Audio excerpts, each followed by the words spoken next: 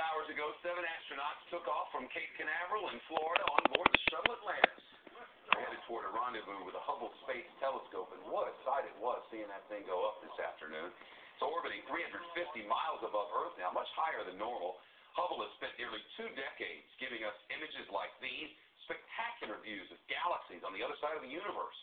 Now, one last repair mission could give it new life, but it's a mission that comes at tremendous risk.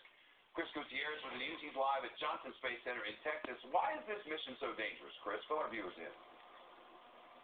Well, Shepard, yeah, you mentioned that the Hubble Space Telescope is 350 miles above the Earth. Well, that is much higher than the International Space Station, where our astronauts typically go. So the higher you get, the closer you get to the lower dense fringes of an orbital debris cloud. And if that debris, Shepard, were to strike the shuttle, it could be catastrophic.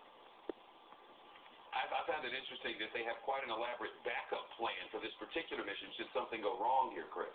Yeah. Yeah, STS 400, Shepard. It's basically 4 crew members here, actually over at the Kennedy Space Center in Florida, and they will get on board the Space Shuttle Endeavour and blast off into space. And what they'll do, Shepard, it's really interesting, like you said.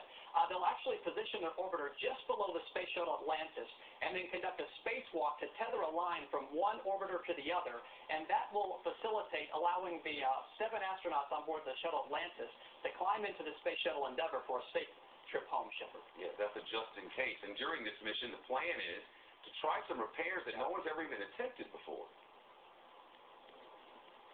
Yeah, and one of the amazing things is that they're going to install a camera that's 10 times more powerful than the one they have up there. So you mentioned those fantastic images that we have already. You can only imagine what we'll see in the future. But they'll also have to do that stuff wearing these thick gloves. Part of the repair job that they'll have to do is they have to dismantle a power strip that's bolted down with 117 tiny little screws. You can imagine doing that in your backyard. Well, imagine doing it 350 miles up in space using these thick gloves. It's not easy. It's time-consuming, but Shepard, it'll be amazing to watch. Chris Gutierrez in Houston at the Johnson Space Center. Thank you, sir.